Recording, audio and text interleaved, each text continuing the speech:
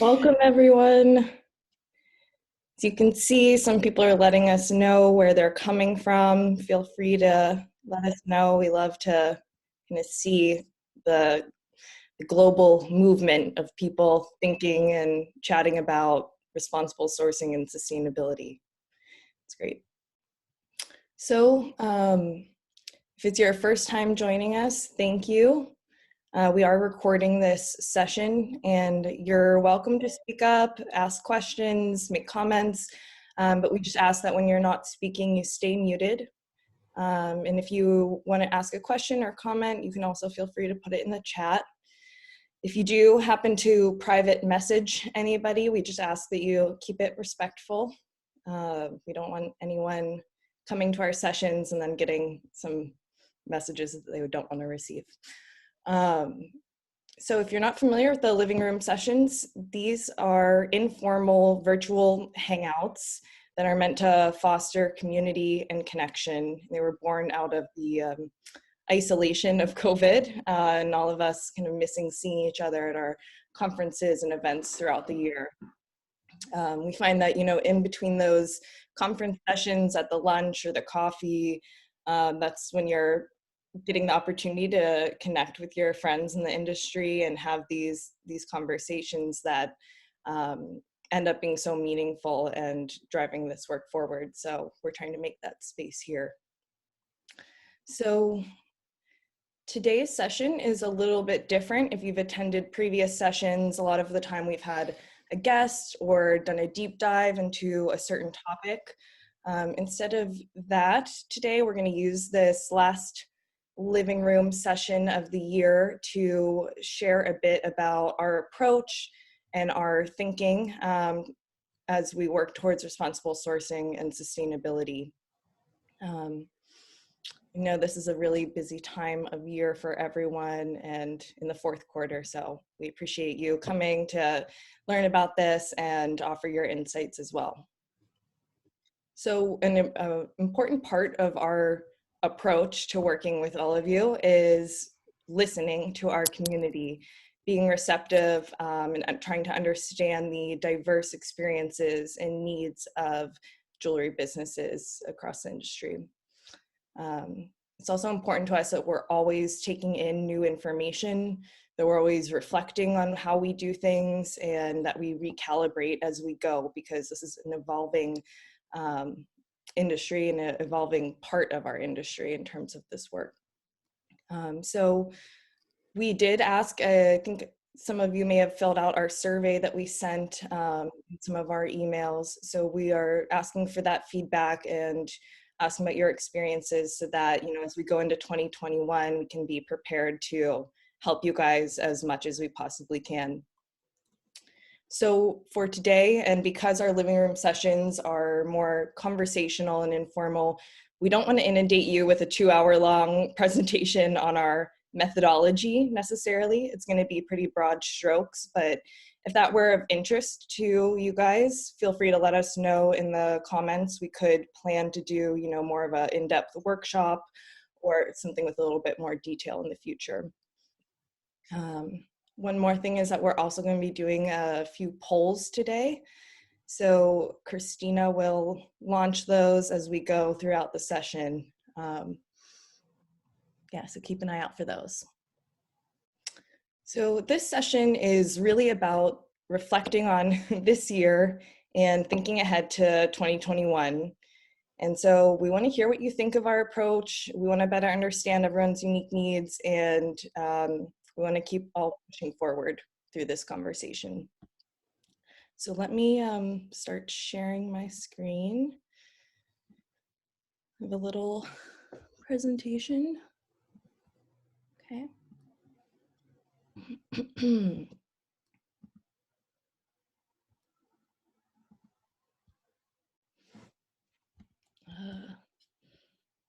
Can you all see? I guess you don't see the live slide, do you? No, you have to go back to that present button that you're doing. Could you actually share the first half and then I'll do the second half? You bet. Okay. You bet. Hold on. Okay, I'll just start chatting. You can see, you can go to that second slide. Present. Why don't I see what you saw? To the left of the share button. On the right-hand side. To the left. Oh my On God, the what's on the right-hand side. There you go. Yeah. All right. It's Friday. We're still drinking our coffee. It's December of 2020. There we go. All right. So who is Christina T. Miller Sustainable Jewelry Consulting? A lot of you know Christina from her years of advocacy and working towards more responsible practices in the jewelry industry, and as well as the work Christina's done to mobilize communities and initiatives in this space. Jointly, Christina and I work as a consulting business, and we primarily work with small to medium-sized jewelry businesses and NGOs to provide strategy and guidance on responsible sourcing and sustainability in the jewelry industry. So when it comes to working with jewelry businesses, we understand this is a complex territory to navigate. You've got very complex issues to address. You've got complex schemes to work with. There is a lot to navigate here. And so, and as well as the fact that this industry is still in its very early stages. You know, we don't have the perfect kind of solution all worked out. We're really in the midst of crafting that right now.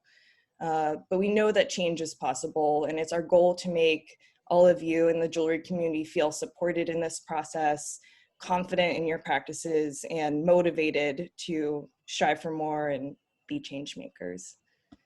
So our work with jewelry businesses is meant to make responsible sourcing accessible. We want any kind of jewelry business, no matter what stage you're at, to be able to start engaging in these practices. Our approach is also centered on taking a more human-centered approach, an inclusive approach that's supported by transparency and ground truthing. And it's meant to make you feel confident about the material you use and the claims you make, while also encouraging us to pursue opportunities to do more. So specifically in terms of services, this work can look like helping a company develop internal practices, internal policies on responsible sourcing. That might be a supplier code of conduct or something else.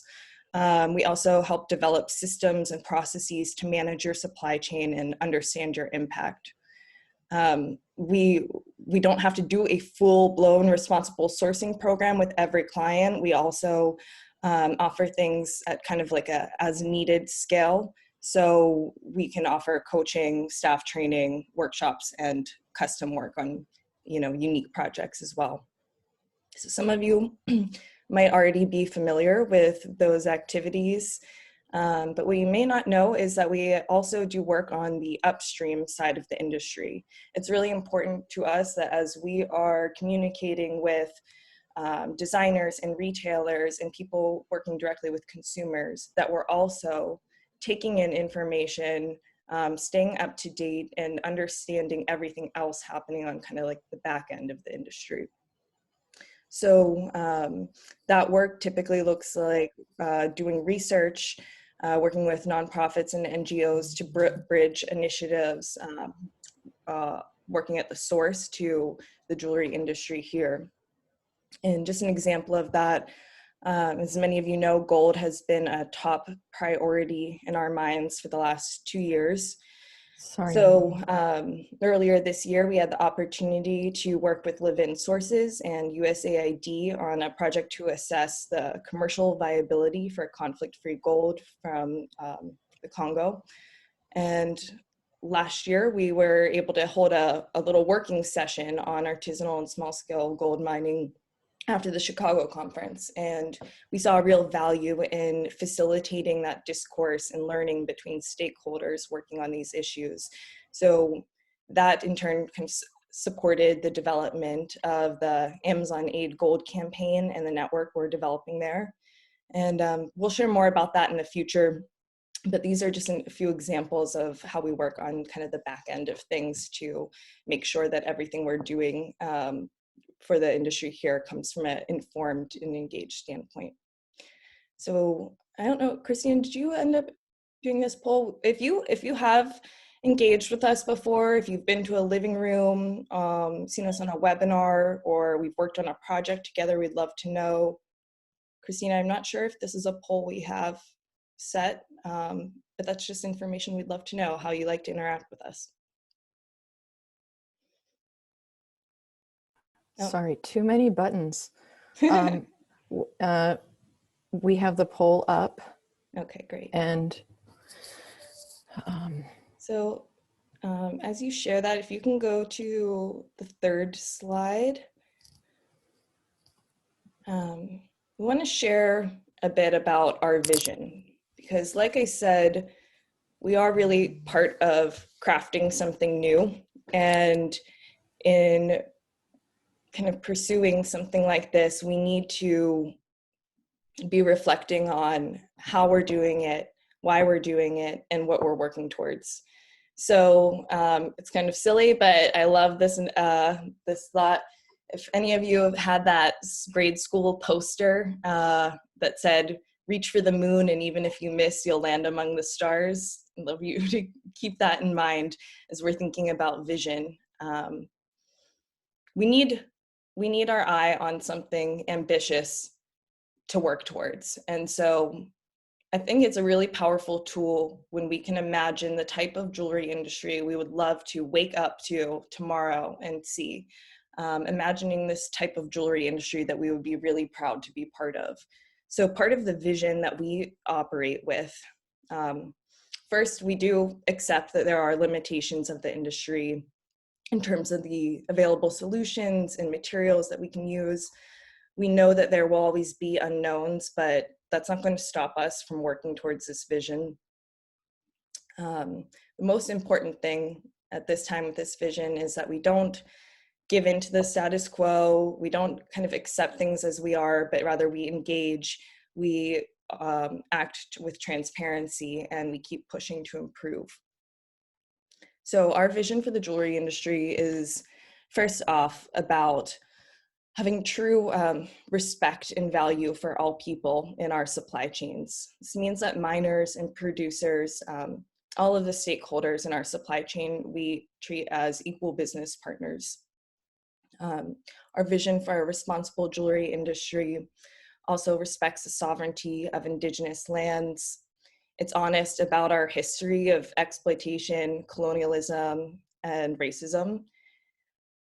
Our vision for a jewelry industry is one that is very honest and addresses systemic racism head on. And it's also one that fosters an environment where people are treated with kindness, fairness, and opportunities to advance. We want strong, trustworthy relationships all throughout our industry, but we also need to ground that in sustainability. And I'm saying that from kind of a financial market side. Our relationships to the source shouldn't be dependent on actors coming in at one point or another point and then having things fall apart when they leave. We need sustainable, accessible markets to the source. So another part of our vision is one where legacy pollution is eliminated and environmental protection and conservation are the norm. Can you imagine waking up tomorrow and feeling like you just know that that material, that mined material you bought, those mines were proactive in planning and budgeting for that mine site restoration, protecting the biodiversity of that area, and eliminated pollution, especially from mercury. We want to feel good about the materials we use and have solace in the fact that our jewelry is not just made with integrity, but also contributing to the greater good.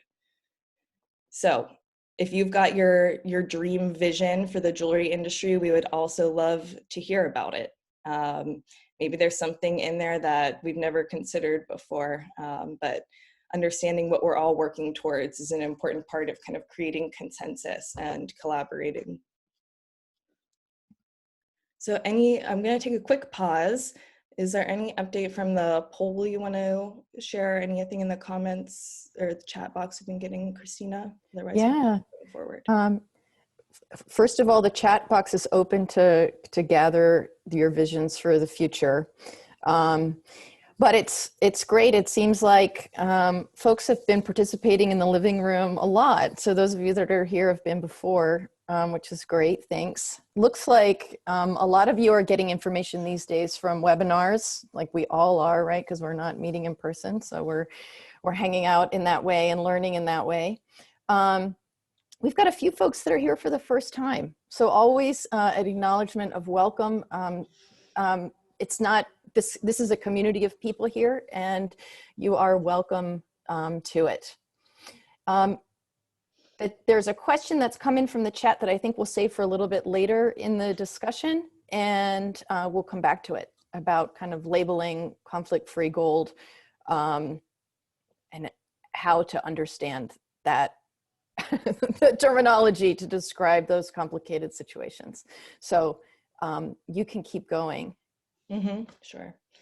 I do see a question from Jared about what do we mean by ground truthing? And I can just take a second to explain that ground truthing looks, sometimes it's different things. First off, we have an expansive network. If there's a particular issue that we're looking into, we look to speak with the experts working on that issue, and not just one or two, but we try to get as comprehensive of a picture as possible. We also do our own desk research, looking at situation reports from in-country issues. There are some great resources that are updated regularly by the US government and also by other international institutions that help give a picture of what's going on the ground. We also try to speak directly with people working in these locations as much as possible. So it is a mixture of desk research, interviews, and other fact-finding. Okay, so I'll continue. If you want to go to the next slide, Christina.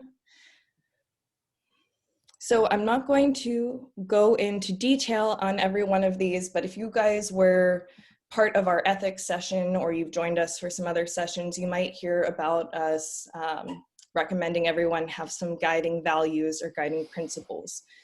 This is one of the best things you can do because as these things surface, writing them down and making them a part of your approach is kind of like creating your guide rails for how you navigate this complicated path. So just a few of our guiding principles.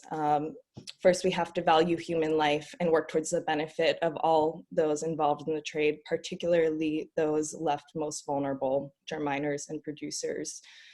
That also includes the environmental impact of our actions and how they affect source communities. Community is essential, and we've said that over and over, and you can see from our living room sessions, we are a deeply interconnected industry. These seemingly daunting challenges are only really surmountable when we're working together. So we do really try to emphasize collaboration over competition as much as possible. Don't ignore, engage. Yeah, I think Bliss Lau put it really well in her Slow Factory session with Wing. She said, it's an opportunity to explore rather than ignore. Stopping to engage, avoiding these problems isn't going to solve anything. Continuing to engage and working to improve from there and being radically transparent about the situation is really how we're going to make progress. Another one we like, and you can tell through some of the initiatives we worked on, is creating space to strive for more. We don't have that vision of our perfect jewelry industry. We're not quite there yet. So creating space to strive for more is really important. You may not have the materials available that you want to be working with, but there are so many people, especially evident from all of the people on this webinar here and at the Chicago conference and in the EM conversations, that there are other people out there asking these same questions. There are other people with ideas about how to address these problems or coming up with new solutions. So creating those connections, keeping in mind that there is something more that we can do and that we can be creative about these solutions is really important. And so I'm just gonna pause there. If you want to read more about these guiding principles, we do have them written out on our website, and we're also happy to chat about them at any time. If any of them are standing out to you, feel free to let us know. But from there, we're gonna get into a fun little analogy of Christina's. And let me know if you want me to switch over to doing the presentation.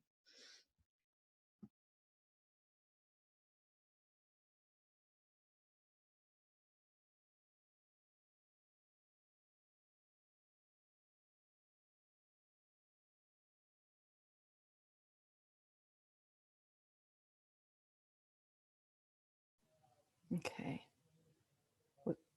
Thanks, Maggie.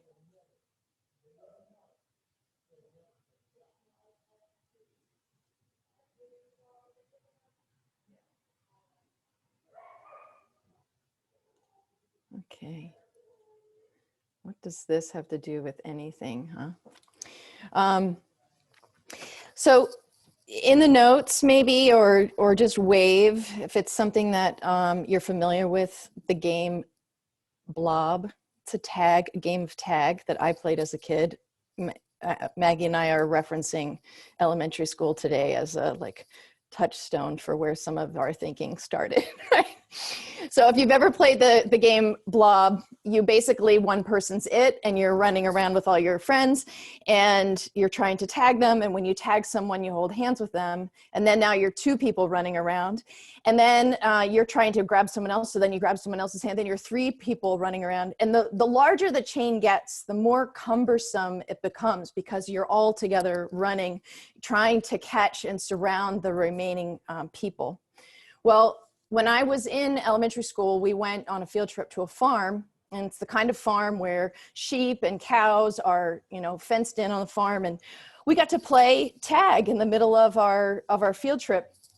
And so the link is getting longer and longer, and we're joining hands, and I'm the central pivot point of the Blob tag group. And that means that my job is to back up and make sure that within the area that you have space to play, the rest of the kids can circle around the remaining players and catch them in the blob. It sounds great, except when the person backing up in the middle backs into an electric fence and shocks the entire line of kids playing tag. No joke. Everyone is shocked. They're dropping their hands. They're looking at me in complete and utter disbelief. Like, how could I do this to them? How could I put them at risk? How could I back into the fence? And so what,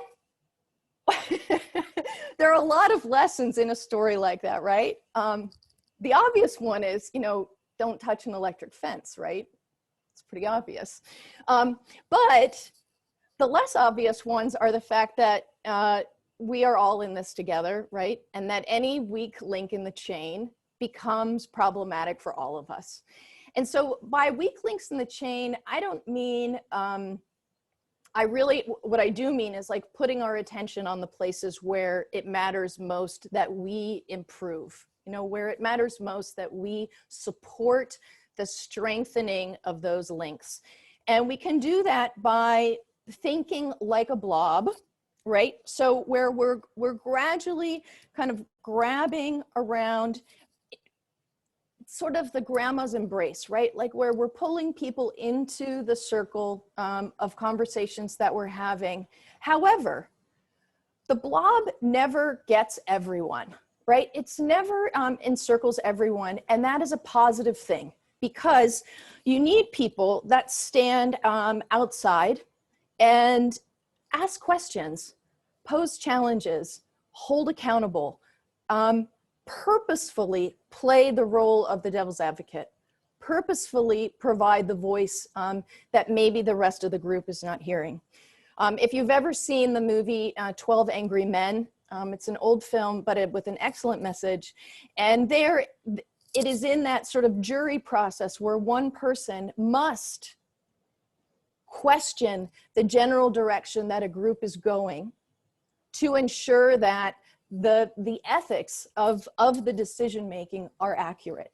And so while we want to build a big community with this group, we want to see a flip in the industry, sort of that vision where this just becomes pre-market work. It's done. We are confident in our sourcing. It is having a positive impact. And to do that, we need all the voices, but we also need those that are continuing to sort of call out and question.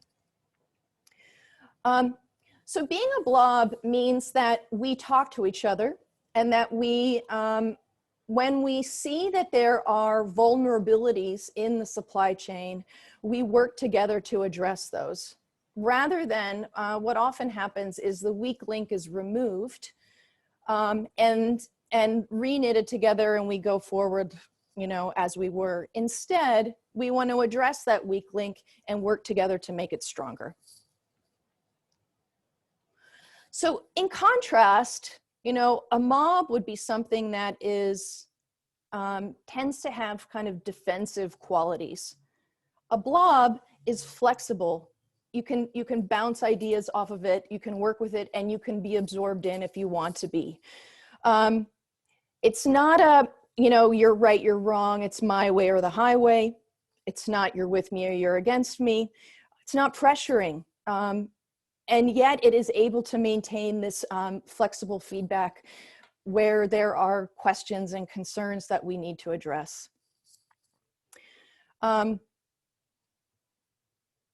So that's the blob.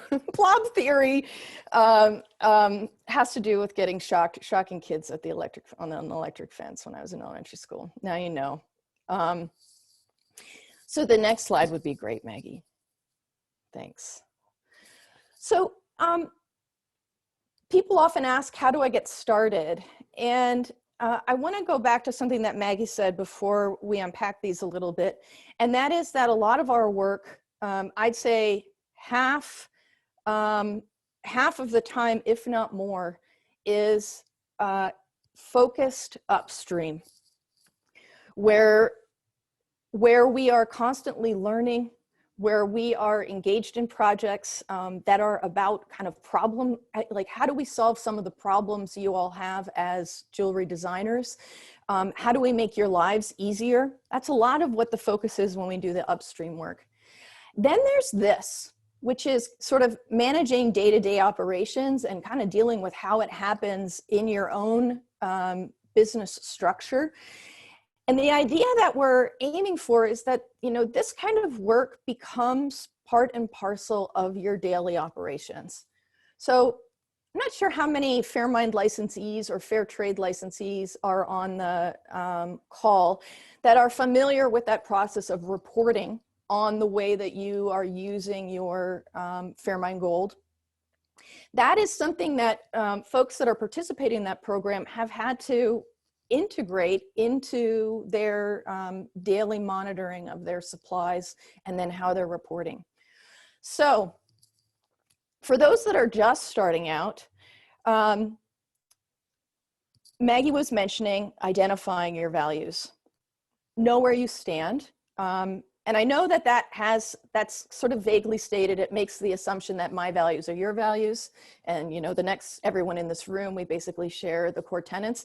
But if you take what we're saying about our vision and what our core principles are, those are the kinds of values that we would like to guide people in. Those are the kinds of people we'd like to work with, you know, when they share a vision for that. So what are your values? And then are they actually being mirrored by your practices? Or are you making, you know, are you kind of acquiescing on different things because it's too hard, or you don't know how to do it, or you're not able to break through and get the information that you need? So then it's a matter of kind of mapping the whole way through the system as far as you can. And for small and independent jewelers, on some hand, that can be easier because you don't have as many suppliers as a larger company. But on the other hand, it can also be really complicated because you're doing everything for your business. So we try to help with those things to simplify that for you, to make it easier. When you're communicating with your suppliers, they need to know what you think. So you have to have some kind of mechanism to communicate your values to them, not just to your customers, but also to your suppliers. And then kind of once you know what your system looks like, you know what your beliefs are, it's a matter of adjusting and changing if necessary. So ideally, what we're striving for is that you can engage with suppliers that are part of your challenge point, that aren't necessarily enabling you to meet your value goals. The idea is to bring them in. Sometimes that's not the case, and decisions have to be made as to whether or not that's a supplier you want to continue working with. Those are difficult moments, but in theory, in practice, what we really try to do is engage and encourage suppliers to make small adjustments over time that we can monitor and change. And finally, the continuous improvement is a buzzword, but what it means is like after you've done it all, well, then you do it again. So in kind of simple language, you assess, you compare, you improve, and then you repeat that cycle over and over again. So you can see pretty quickly that it becomes an exercise in daily practice, less a thing that you do all at once and then you're finished and then you can move on to something else.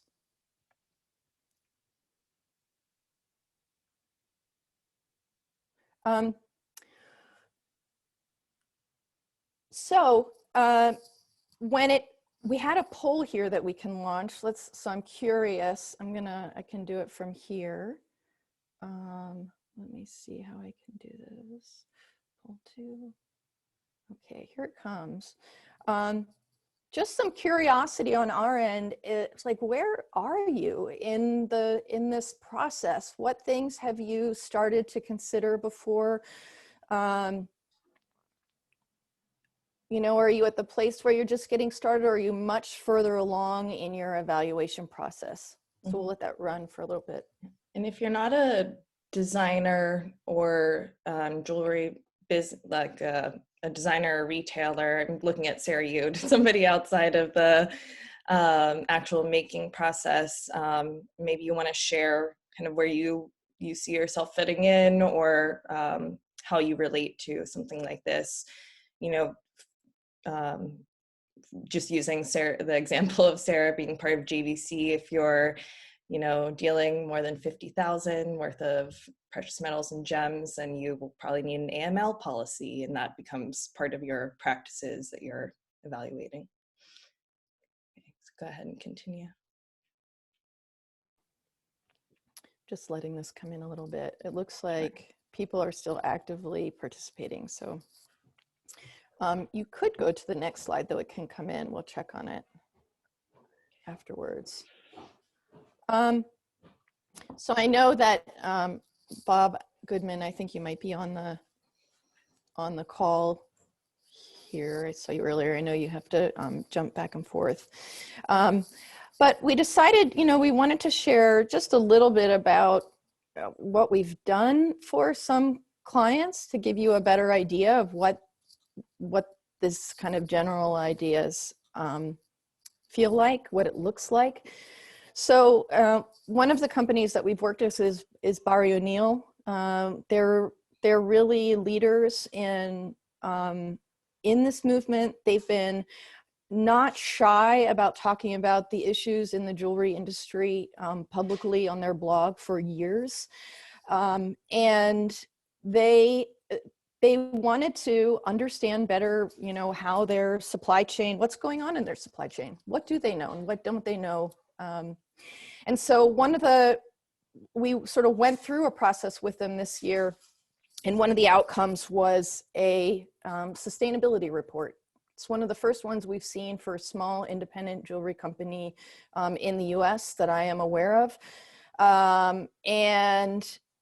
What it did was it really allowed them to start foundational steps in ongoing monitoring of their supply chain and their process, and build a way, you know, it's like as simple as knowing who's the person on the team that's going to be doing this if you have more than one employee. Who's going to be managing the interviews, the supplier interviews? How will you do that as a team so that you can learn from each other in the process and really listen for the things that you need to hear? I'm gonna end the poll is a distraction. So let me just share what, these are anonymous, so I'm going to share these with you so that we can see kind of as a group what's going on here. Are you able to see that with the screen share? Okay, good.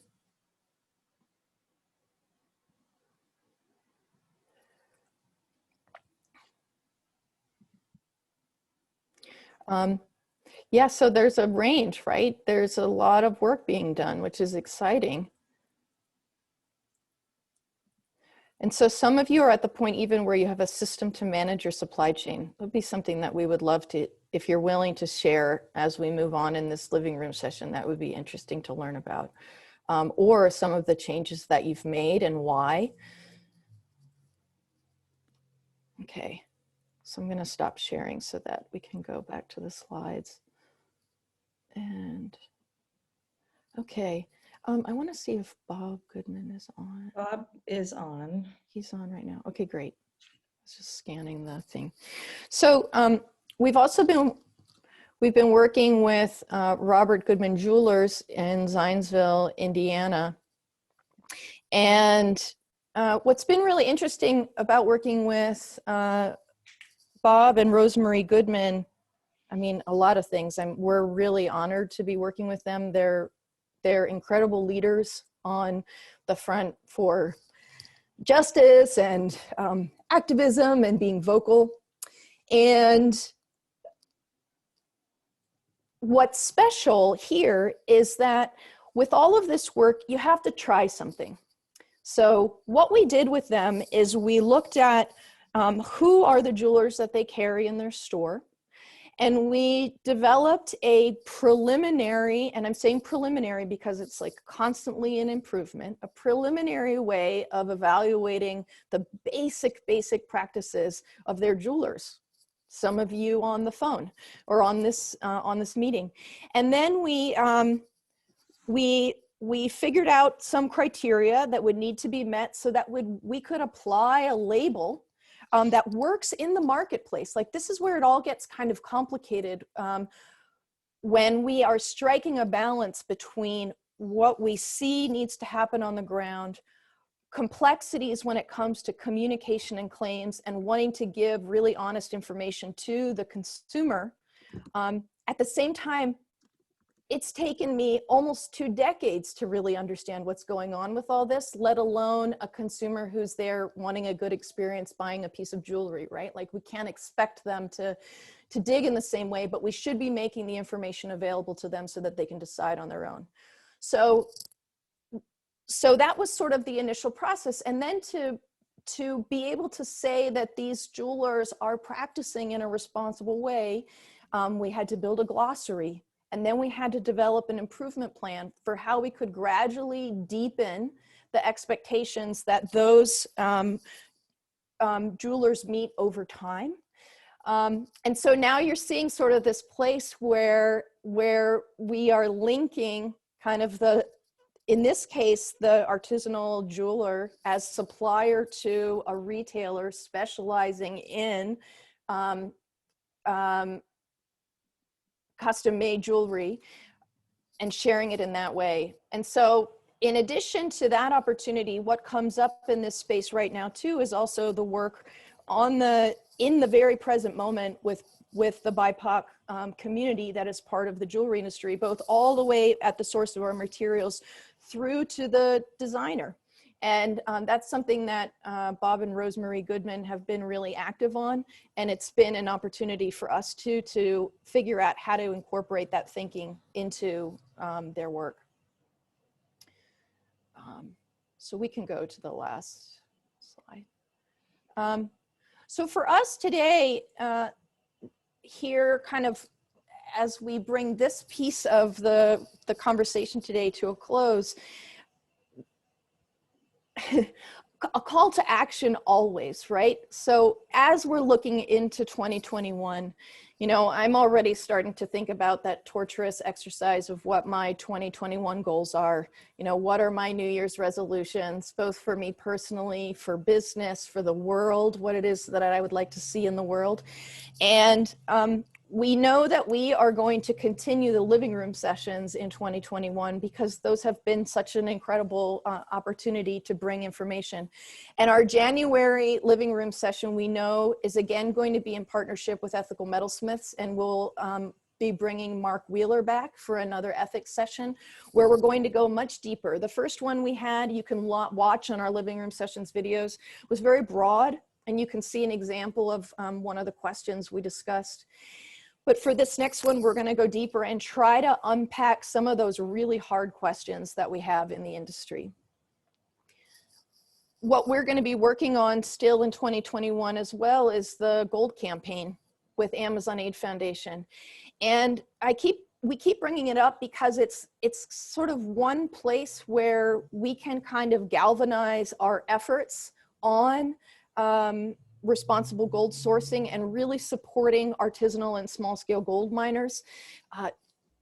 Incredibly, for many of you that have seen the River of Gold film, there are actually now a few mining communities in the Amazon that are working to bring responsibly sourced gold out in a responsible way. It's a really positive and exciting development. Especially knowing that for those of you that have seen the film and you're left with this ba-boom kind of sense at the end, that there's work being done that we'll be able to support with this community. So we're happy to share more about our approach and how we work. What we'd love to do now is hear from you about what some of your goals are for 2021, how we might support them. And I know there are also some questions that have come up in the chat that we are happy to address. So as we end the slideshow and come back to you, think about, you know, how we can help you integrate these processes into your work, and how we can be of assistance overall. So we have one of our first questions from Anna asking about, could you talk a little bit more about the Gold campaign? Sign the pledge and looking forward to what the next steps and actions will be. Yeah. So where we are right now, and Anna, thanks for signing. That means it'll be easy to get you the information in the new year. What's been really amazing about the Gold campaign is that we have been applying the multi-stakeholder approach to the building of that campaign. And we have spoken, you know, we've spoken with Indigenous people from the Amazon. We have spoken with, you know, Human Rights Watch, World Wildlife Fund. We've spoken with Pure Earth. We've spoken with Earthworks. We've spoken with jewelers. We've spoken with the Hollywood folks. We've spoken with writers, EPA, EPA. Yeah, so that's been pretty cool in being able to build ultimately what is going to be a network of people that can help push forward a balanced protection of the Amazon while also dealing with this juggernaut problem of gold mining there. So the next phase of that will be to look for an invitation, hopefully within the first quarter of the new year in March, the first call to a network meeting where we'll be able to share in more depth the various programs that are happening and allow different initiatives to spin off of that, but also to guide the very sort of core things that Amazon Aid Foundation is going to be able to develop. So it will be a sounding board opportunity meeting with stakeholders from all over coming. Okay. And you all, you know, if you feel like hopping on the video or your microphone and chatting and asking your question, you're more than welcome. We still want this to be a conversational space. Yeah. I do see Thank you, Christina. That's good to know, like have something to look forward to. Yeah. We have a question from Ed Johnson. How do we separate members of this movement who are doing incredible work from the many new entrants to the jewelry trade who are simply marketing themselves as responsible and sustainable? It's not even necessarily new entrants either, too. It's greenwashing is one of the most concerning things, I think, about the future of this industry. And I know Christina and I are always thinking about people like those of you in this meeting right now who are working so hard, investing what, you know, little bits of money that you've saved up to buy responsibly sourced material, doing the work to try to follow best practice as much as possible. And meanwhile, you have some people out there, I know I see these Instagram ads daily for ethical gold and ethical jewelry.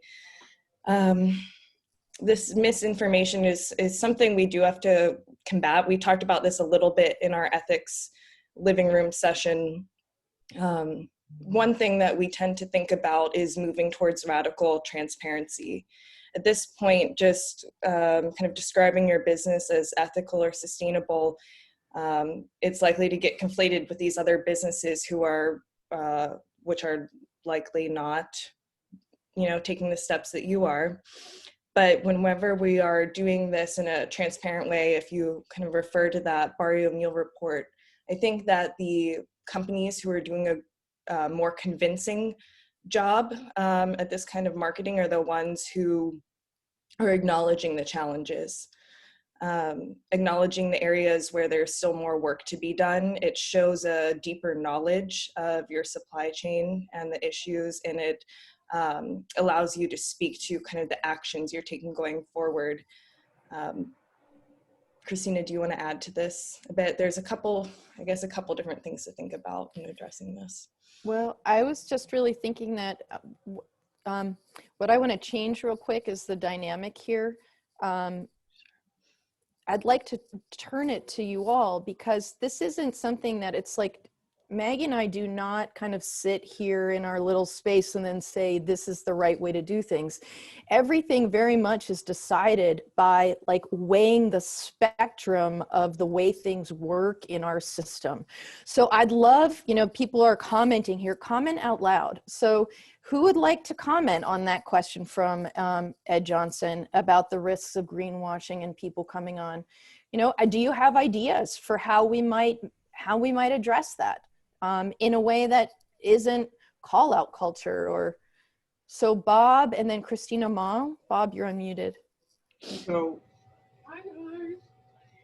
I think being as transparent as humanly possible is part of this, and it goes with everything in the industry. For those of you, I'm not going to necessarily put us in that space.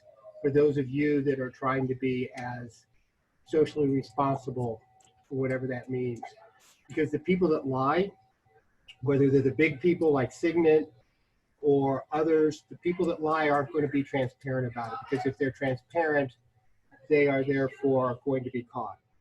So I would say transparency and honesty, and being almost brutal about it is, for us, from our point of view, is key. Christina, do you want to go?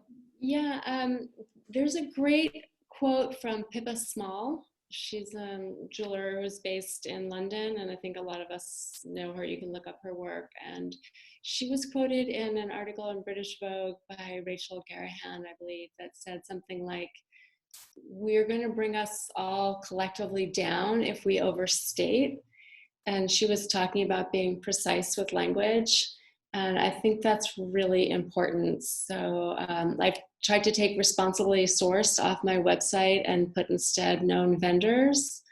I'm starting to put my gold suppliers, Hoover and Strong or United Precious Metal. United Precious Metal has shown me documentation on its 24 karat gold, fine gold granules, but not its alloys. So I feel like maybe that's like getting into that kind of detail is one way that we can put it in. I think that's what you need, or correct me if I'm wrong and give me other ideas. I'd love to hear other people's ideas on what radical transparency looks like, so that by comparison, we might ask ourselves, where are other people, especially the big players? I'm just one tiny person agonizing over penny weights, but I would love the people who buy in bulk also to be out there saying where they're getting the gold from and tracing the refiners back and tracing the refiner sources back to point of origin and not just point of transport and so on. Mm-hmm.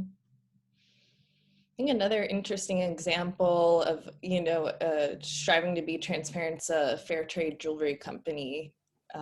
They take a nice approach they list basically the provenance information for each material just to state what they do know about the material, what they know and what they don't know, and kind of putting that choice in the hands of the consumer. At the same time, we have a lot of work to do educating consumers. Let's see, Monica, did you want to speak to something about here? I advocate for people to state exactly how they are responsible. We also made it a standard for the Ethical Metalsmiths blog that we don't refer to people and brands as ethical, responsible, sustainable, but state exactly what they are and how they're doing it. That was a big consideration and big concern as we launched the Ethical Metalsmiths blog a month or two ago. Christina Mall is very involved in that and a writer and editor for us. But we've had a few instances where we have in interviews or with people that they will put those words out there. And I'm like, we have an ethics review committee that like we push back on those, and I want to know exactly what you are doing. What is the environmental standard that you're so proud about? Because we need to call it out. We need to actually call out the success, but we also need to identify it more specifically. It is what separates the people who are doing more radical transparency from those who are not. So we have to get really good at being very specific with our words and how we're describing our businesses, what we do. That's why that Barry O'Neill sustainability report was so incredible. I thought it really took a deep dive into those issues. It's just a question. It's a standard that EM decided we are not going to continually put those terms out there. We are going to make them make people work for it and make it stand for something.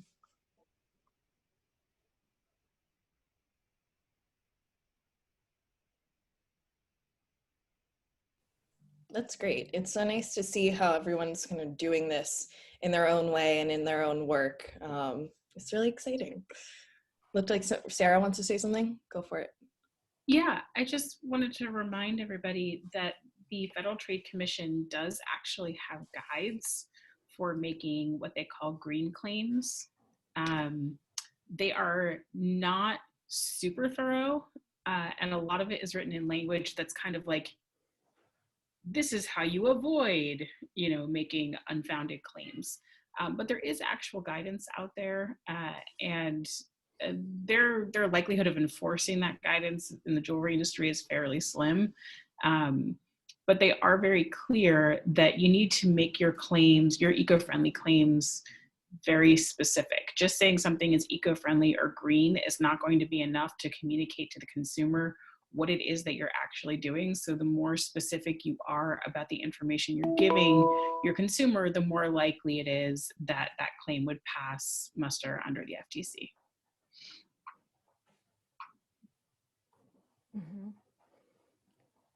I'm curious, Sarah, what you see as the future of these FTC rules? Because it feels like there's a lot ahead there as well. Sure. The Federal Trade Commission is supposed to reevaluate their guides every 10 years. I'm pretty sure these green guides came out when I was in law school, which is now almost 10 years ago. However, my guess is that there will be some time period of uncertainty at the FTC because we don't know whether the commissioners will change over into the Biden administration. So I wouldn't put any stock in something happening soon. And in fact, there's probably going to be kind of a down period where the commission sort of like changes over. The commissioners themselves are appointed by the president. The president may choose to keep them or ask them to step down. So I would not expect anything in the immediate future, but I strongly suspect that a Biden appointed commission or head, commissioner head would prioritize this area. Do you think there's an opportunity for members of the jewelry industry to share with the FTC like recommendations for for what they think should be included? I'm thinking about the glossary project and there absolutely will be if they undertake a revision of the green guides. For those of you who were in the industry when they were revising the jewelry guides, there were 3 different opportunities for public comment. So if they do that, if they do the same revision process for the green guides, which is what they are supposed to do, there will be opportunities to comment on that. And JVC would certainly let people know that those opportunities are coming. Nice, good to know. Thank you, our legal shaman. Yeah, well, I'm just, there's always sort of the need then for the mechanisms that enough people can agree to follow or to work toward. So the fact that Ethical Metalsmiths has expectations for the blog and I want to turn to the jewelry glossary project too, but so maybe it would be helpful right now to identify what mechanisms do we have available to us to monitor false claims. Essentially, that's what we're saying, false claims across the industry. I mean, so if the FTC has green guides, that's kind of some of our language, a language that's being used to describe sourcing practices doesn't necessarily apply eco or green language. It's more kind of this catch-all term of responsible sourcing. So any thoughts, like, are there some other things that I'm missing that we have access to collectively that would serve as a mechanism to kind of support stronger, more clear language use? So I'll jump in really quickly to say that we've actually brought this up with the lawyers that we work with at the FTC, specifically asking whether they would ever consider adding in a definition of responsible sourcing into either the jewelry guides or the green guides. And they basically said, no, we're not interested, we're not going to do it, and follow the green guides. So that's not necessarily going to be an avenue, but I will say that if you think that you have seen advertising that violates the green guides in the US, we would be very interested in seeing that, because we do regularly pass along, ads and blog posts and things that we think violate the jewelry guides, and we could easily include green guide violations in those communications to the FTC. They use this to sort of build cases. It won't necessarily be something that they will take specific action on, but it will help them understand how the industry is interpreting these claims in marketplace, and help them with future guidance. Just to add to that quickly, the RJC has a complaints mechanism as well. And so if this happens, if anyone sees anything that they're uncomfortable with about any of our certified members, we do have a process in place where we can address these things. Brandy, can you elaborate on that process?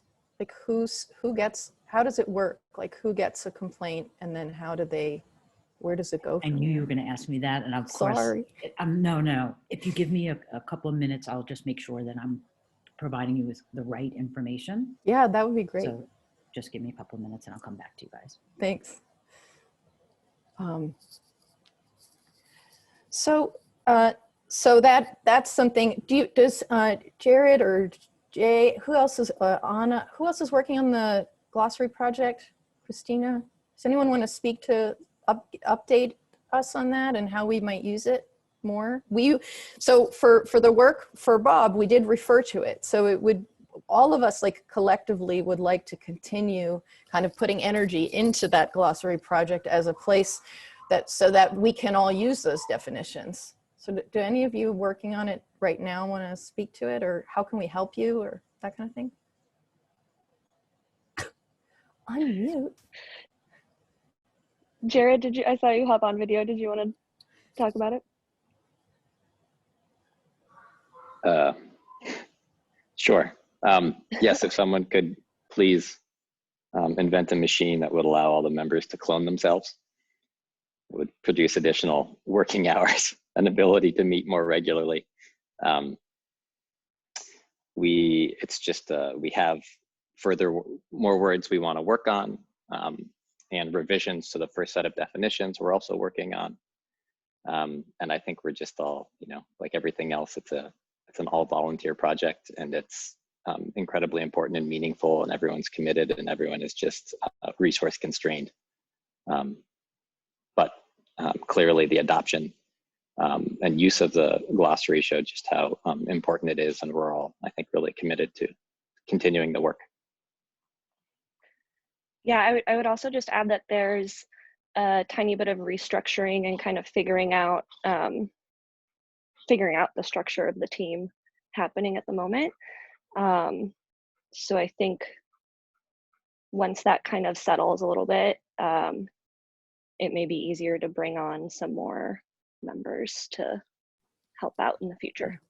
It's one of the most frustrating things with all of this is that it is often led by volunteers and not,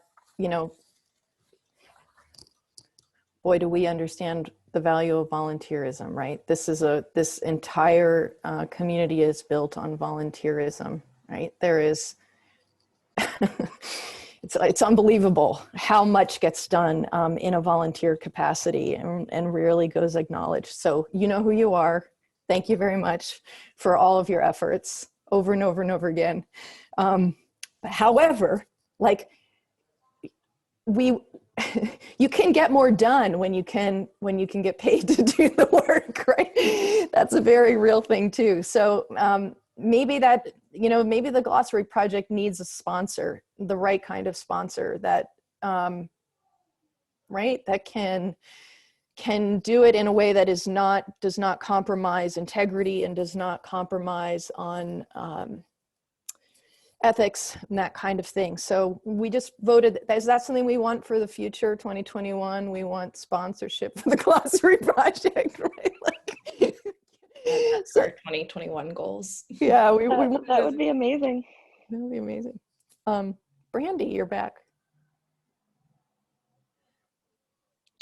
Yes, Maddie, I will share the link for the glossary project. Christina, just hey, Jay. Yeah, definitely sponsorship. Oh, it's hard. Could you speak up a little? Is this better? Yeah. Okay. The glossary definitely needs more hands on deck, and the continually evading most precious time continues to escape. I wanted to, there are systems built by the trade. I'm just circling back to what can be done. The Jewelers Board of Trade, for example, which is not member dependent only, right? You could be listed, you could be participant as a member and be rated so that there's a communication about how well of a standing you have in the trade. The JBT, I don't know if you know, but in the suppliers sector of the industry, it's very well known. This is a place where you can report someone who is not paying bills, or it's evading collection calls, or so you can do a little bit of arbitration in a sense. And it's interesting because all of these things are tied to money. Like, you know, because it seems like that it's what drives the need for these kind of things. So JBT has a system like that. Rappaport, the Diamond Dealers Club, they all have systems to enforce somewhat a bit of arbitration between members or from a group of vendors to a particular client, or from a group of clients to a particular vendor. So what I'm trying to get at is that the systems are there. It's just we need to try to influence those systems to, you know, to extend to, you know, maybe to do a little bit more policing on representation of product, of, you know, claims, things like that. So just thought that that's one thing that we need to discuss, and maybe we need to bring them into these conversations more and more. Thanks for adding that. So before we shift topics, I just wanted to turn back to Brandy because she's back. So if there's a complaint you would like to file on a particular company, RJC member. An RJC member. Yeah. So I'm trying to like sort of take apart the document for you guys, because it is very formal, and there is a formal flow chart beginning with how you complain, all the way through to corrective actions and appeals, etc. So I did put the link to the document, which is quite robust, in here, and I'm happy to, of course, email anyone the full document. But it is quite a formal process, hence why I don't want to just give bits and pieces of it. But the point is that there is this mechanism in place, and I can attest to the fact that, you know, I do know that people have used it, and it's quite important. RJC does not want to act as a police organization, of course, but we also do want to make sure that our members are being responsible. Brandy, do you have, not to put you on the spot, but do you have any examples of what a complaint like this might look like, and kind of like the action that would result from making a complaint like this? I don't, again, but I'm happy to send that. You know, I just don't have that stuff handy in my pocket. Yeah, no worries. But I will have that ready for you if you'd like. Yeah. Thank you. Yeah. It's interesting, you know, in other industries, especially fashion, we've seen kind of more of these watchdogs pop up. If you follow like Diet Prada or the Fashion Law, it's really interesting to see, you know, these accounts kind of illuminating issues within the industry. We don't really have that in the jewelry industry. You know, who are our watchdogs? Who's holding us accountable? I think right now we really rely on individuals who are, you know, critical thinkers and willing to highlight problems when they see them. But maybe this is an area, you know, for people to explore a bit more. Or I don't know, what do you guys think about something like that? I think I've heard a lot of, I've heard both sides of, you know, both support for cancel culture and being against cancel culture. And as you guys could tell from our presentation earlier, where we very much as a first step, at least, try to engage and bring people into this work rather than having them as outcasts and terrible actors. We first try to engage and try to improve from there. But, you know, sometimes you do have those situations where people don't want to engage or they're unwilling to do it in an authentic way. So any thoughts to share on that? Oh, Lisa? I think it would be better to have I mean, I think there's a place for that, but I think it would be great to have like a certification that lifted up the standard, that like certification. I mean, something that's really widely known. You get that, like right now, that's how I view the ethical metalsmiths membership, as the best that I can do of moving towards that. But something that said, okay, this is something that defines the standard, not just for the industry, but also for consumers, and that people can look for that. Seems more valuable and important to me than something that points out people who aren't doing enough. Because like you said, it'd be better to like bring all those people along than reward people for positive action. Yeah, and also have the benefit of educating people about what to look for. You know, like using the words like ethical or responsible, it's a shorthand that lets consumers know that you're doing something. It's just the same shorthand that people who are doing maybe far less are also using. And you can have all of that transparency somewhere buried on your website, but most people aren't going to dig into that. They just want to see the word ethical, the word responsible, and go from there. You know, so is there another word? And that's where a certification or just like a little seal would come in handy. So I see Edward waving his hand. You're unmuted. I'm ready to go. Yeah, Come on in. Hi everybody. I mean, I just want to comment as somebody who's worked for both GIA and RJC, two organizations that some people consider to be policemen in the industry or watchdogs. Elisa, you just said it as well. I think it all comes back to education and improving the education. At GIA, I remember a lot of people would be writing in complaining about competitor retailers doing something that they didn't agree with, that they felt infringed on GIA's area of mainly diamond grading. It really is important to bring these people into the fold through the education. I see over here in UK, and you probably see it over there, a lot of people entering the space using recycled gold as the gold standard in being sustainable. And that's possibly because they're not educated of the role that ASM plays in communities. And so, you know, I really admire the glossary project. I completely understand how difficult it is to bring it to fruition, and let's all try to see if we can tap any companies up to fund that in the new year, because it's a vital project. Because when we've got a definition, we can help to educate people. And once we've got education, people can start joining in with things instead of us calling them out. Thanks for that feedback.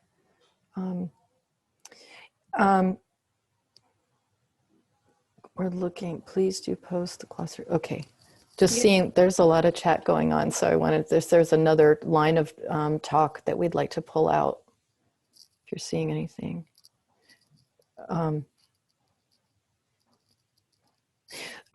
Something I guess I wanted to ask actually on this that's similar, but Elisa, you hit on it, the terms, you know, when you look at the most commonly searched search terms for a consumer that is actually using responsible practices as the way they want to first filter the jewelers that they're going to see in a search, you know, they're using sustainable jewelry kind of as their primary one.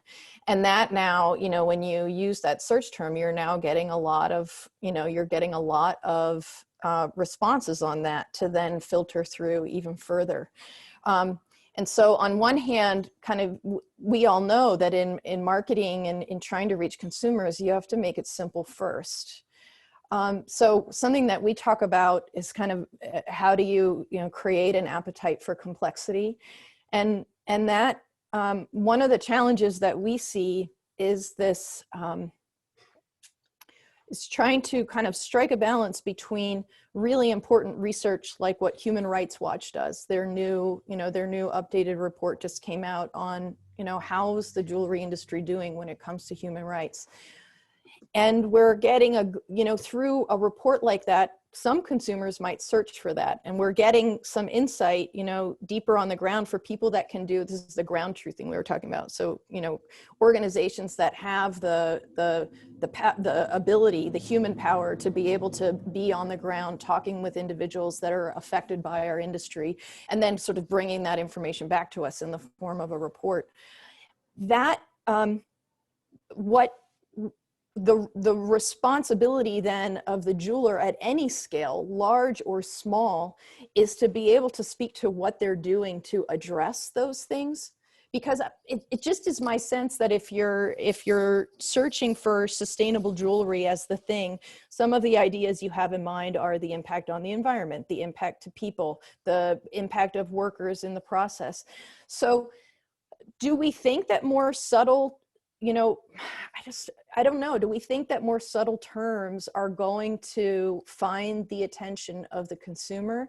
And are you finding that right now, sustainable, ethical, responsible, are those still viable differentiators for your businesses? I guess that's the question. Like, are you finding that customers are finding you because of that? I don't know if Bliss is still on, but I would love to hear what she Oh, are you asking me? Oh, I was thinking Bliss, but if you, Elisa, if you want Oh, I to thought you said Alyssa. speak to that, go ahead. I think people, yeah, we hear that definitely from people that is a differentiator that they're coming to us for. Mm-hmm. I'm also wondering, is there a term that's specific to human rights? Because a lot of, someone brought up in the chat that Wendy said, recycled gold fits well with the value of prioritizing environment. And I think we could say that 2020 has definitely been a year of realizing that we can't just prioritize environment, like that in the States, people are it's a giant wake up to, we need to prioritize humans in addition to environment. And I don't know if there's a word other than ethical that is like sustainable sounds very environmental. Is there a word that has a similar? Actually, I would love for Christina Mall to speak to this if you want, because I know that you have kind of grappled with these communication issues with customers in terms of trying to convey the value of responsible mining as opposed to what consumers think recycled is. I mean, I would just love to hear other people's ideas too. I mean, just looking at the Jewelry Glossary Project, and thank you for giving us all permission to post with credit in our websites or what have you, because even that definition of sustainable points out that extractives are not sustainable if we're talking about gemstones and metals.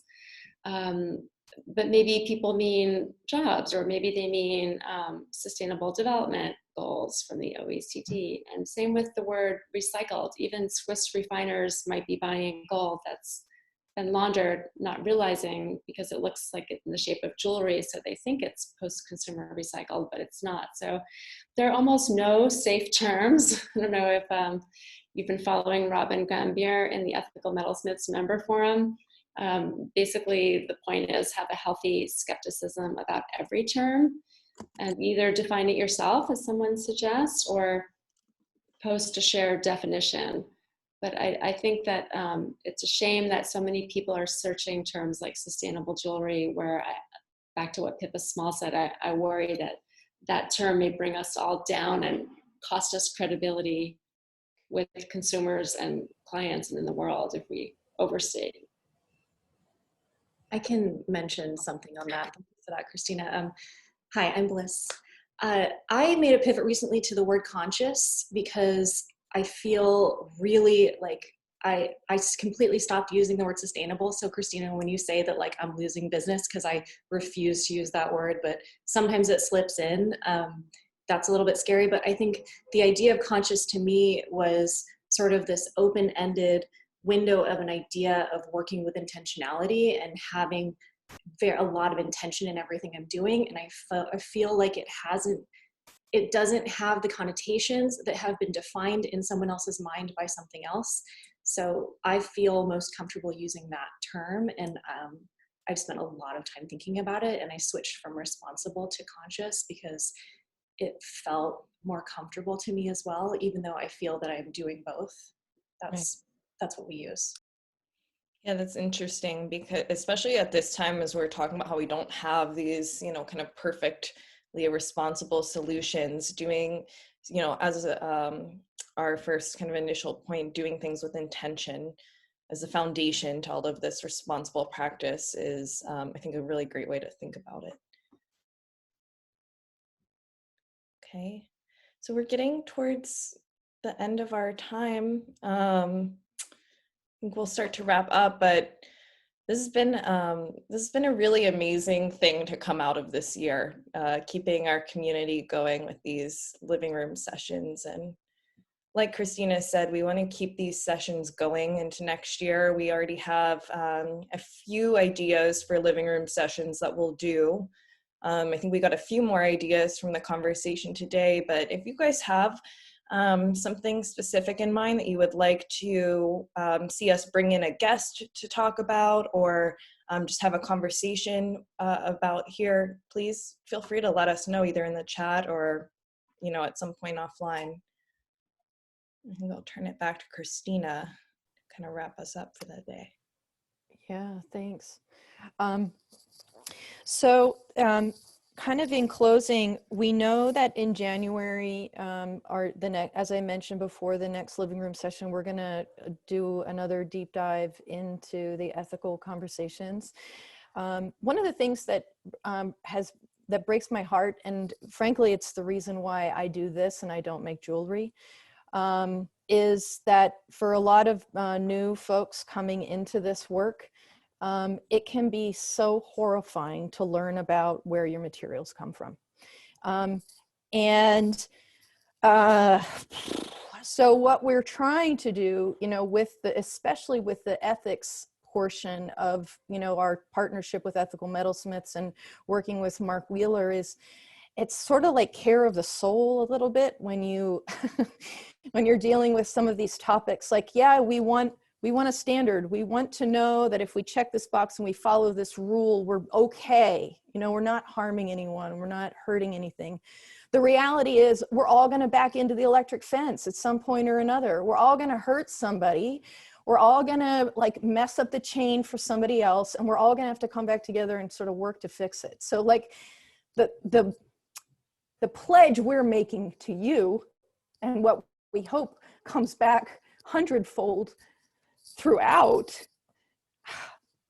it's like we're working on it. I don't even know how else to say it. It's like ongoing work. I mean, yesterday Maggie and I had 2 phone calls all about ASM gold sourcing, and really trying to figure it out, because there are real challenges there. We might have Fairmind available to us, you know, on one hand.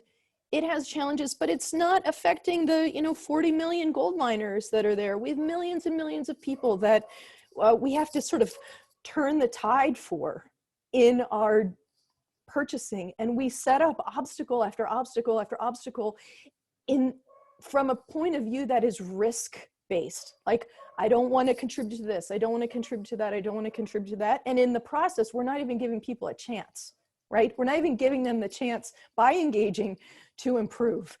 So my wish for, you know, 2021 is that we can figure out a better way to balance the fear of the headline of, like, you know, that my company contributed to something terrible in the industry, to really understanding that, like, artisanal miners have a right to say whether or not they're mining. It's not up to us to say no more new mining, you know, in this particular space, because it's not for us to say, right? So in other words, it's for us to support. So how do we balance the issues? How do we balance the sustainability piece when we know we have, like, you know, Greta Thunberg is sitting on our shoulder reminding us every day to turn the lights out and, you know, do the things we can do individually, but we also need to support policy change. So, like, as we're moving forward in 2021, the intention is to sort of engage.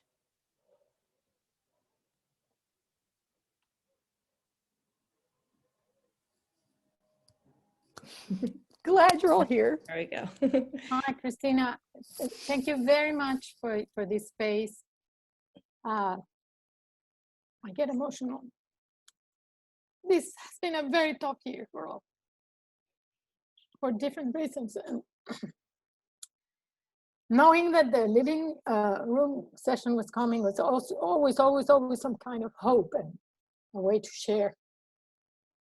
And when you speak with the voice of the miners and the artisans, I think it's something that as a group, we should hear more. I totally understand the incredible will to change the tide, to produce positive impact upstream, but sometimes we have a way of looking, and maybe someone can help me translate, is a way of thinking. Jay, maybe you can help me. Una mirada asistencialista, a way of looking at it as I don't know the word in English, Jay. When you think you can help by giving. Doing it as relief and not development, maybe, Anna? Yeah, more like offering relief. And the work that I've been doing with Juana Mentes, the researchers, some of you heard, it's like really hearing the voice and the desires of the people that is in the territory. In a recent session with the people from blogs, I heard that some of the diamond miners in Liberia doesn't want to mine anymore. They don't want anymore. So I think it's really important to try to bring into our own value propositions the voices and the desires that they have. It's not easy, but I think that's part of the little steps we can bring in order to produce change. And this is a powerful group. You all have an incredible way of getting in contact with leaders. I mean, jewelry is so powerful because of that, because it gets to people that has power and that has the possibility to motivate others for change, to raise their voices. I read the news that you created in the New York Times. I mean, and in raising that voice, I agree totally, Christina. We should bring in more the real voice of the people that are at the origin. Because, and I think more than changing the materials and the processes and the impact and the nature, what some of you just said, being conscious has to do with the impact our work has in other people. And in working in jewelry and with mining, we need to have that in our conscious more and more and more. And we all live in these very privileged cities, and if we really want to change something, we have to involve their voices in the work we do. It's so important. And try to be empathic and understand and share the proposition. I mean, it's not easy. I mean, we will always have a way of looking at it and at distance. We were not born there and so on. And there's a lot that can be done. Thank you very much again, because these living room sessions has been, I mean, saver for this tough year. I'm so glad that we can have this space, and thank you for saying that, Anna.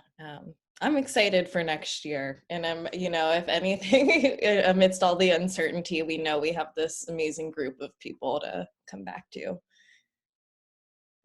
Thank you all so much. I think that's all we have for today. Anything else, Christina? I hope that try to take care. Take care. We'll see you in January. Yeah. Thank you all so much. Get some rest over the holidays, even though I'm sure a lot of you are working your butts off. All right. Thank you. And reach out to us if there are things you want to see for next year. All right. Have a great weekend, everyone.